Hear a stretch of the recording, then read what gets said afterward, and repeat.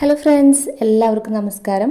ഞാനിന്ന് വന്നിട്ടുള്ളത് നല്ലൊരു മാങ്ങാ ചമ്മന്തിയുടെ റെസിപ്പി ആയിട്ടാണ്. ചോറിൻ്റെയും കഞ്ഞിയുടെയൊക്കെ കൂടെ അടിപൊളിയാണ് കേട്ടോ. അപ്പം എല്ലാവരും ഇതൊന്ന് ട്രൈ ചെയ്ത് നോക്കണേ. എല്ലാവർക്കും മാങ്ങയും ചക്കയൊക്കെ കിട്ടാൻ തുടങ്ങിയിട്ടുണ്ടാവില്ലേ.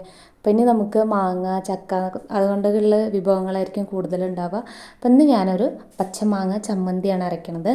അപ്പോൾ എങ്ങനെയാണ് ഉണ്ടാക്കുന്നത് നോക്കാം. അതിന് മുമ്പ് നമ്മുടെ ചാനൽ സബ്സ്ക്രൈബ് ചെയ്യാത്തവരും സബ്സ്ക്രൈബ് ചെയ്യുക. വീഡിയോ ഇഷ്ടമായാൽ ലൈക്ക് ചെയ്യാനും ഷെയർ ചെയ്യാനും മറക്കരുത്. എല്ലാവർക്കും സവിതാസ് ഫുഡ് കോർണറിലേക്ക് സ്വാഗതം.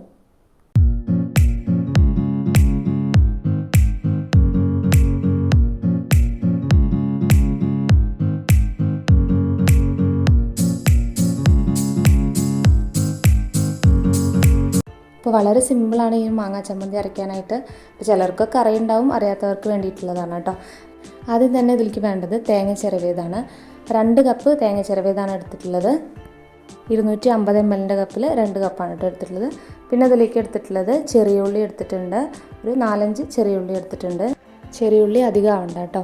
പിന്നെ അതിലേക്ക് 1/2 കപ്പ് പച്ചമാങ്ങയാണ് എടുത്തിട്ടുള്ളത്. അതിൻ്റെ തൊലിയൊക്കെ ചെത്തി ഇതുപോലെ ഒന്ന് കഷ്ണങ്ങളാക്കി എടുത്തിട്ടുണ്ട്. പിന്നെ ഇതിലേക്ക് വറ്റൽമുളകാണ് വേണ്ടത്. ഞാനിവിടെ ഒരു 5-6 വറ്റൽമുളക് എടുത്തിട്ടുണ്ട്. അത് എണ്ണ ഒഴിച്ച് അതിലൊന്ന് ചൂടാക്കി എടുത്തിട്ടുള്ളതാണ് കേട്ടോ. അപ്പോൾ ഇത്രയാണ് നമുക്ക് ചമ്മന്തി അരയ്ക്കാനായിട്ട് വേണ്ടത്. അപ്പോൾ ഇതുപോലുള്ള നല്ല നല്ല നാടൻ റെസിപ്പികളൊക്കെ നമ്മുടെ ചാനലിലുണ്ട് കേട്ടോ. കാണാത്തവരൊക്കെ ഒന്ന് കണ്ടു നോക്കൂ, പ്ലേലിസ്റ്റൊക്കെ ഒന്ന് നോക്കൂ കേട്ടോ.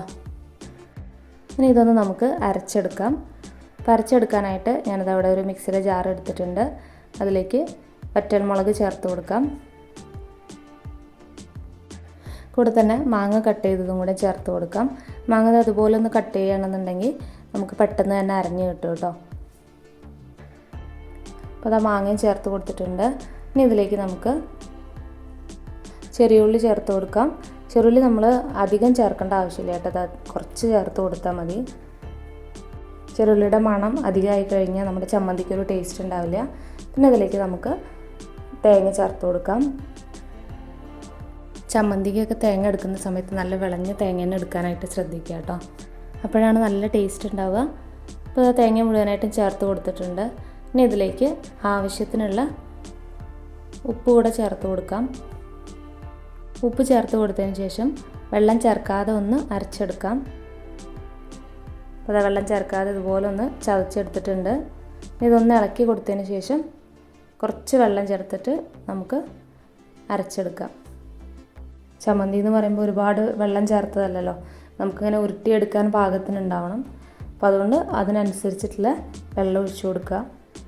അപ്പോൾ ഞാനിവിടെ കുറച്ച് വെള്ളം ഒഴിച്ചു കൊടുത്തിട്ട് ഒന്ന് അരച്ചെടുക്കുന്നുണ്ട്. അപ്പോൾ അത് അതുപോലെയാണ് അരച്ചെടുത്തിട്ടുള്ളത്.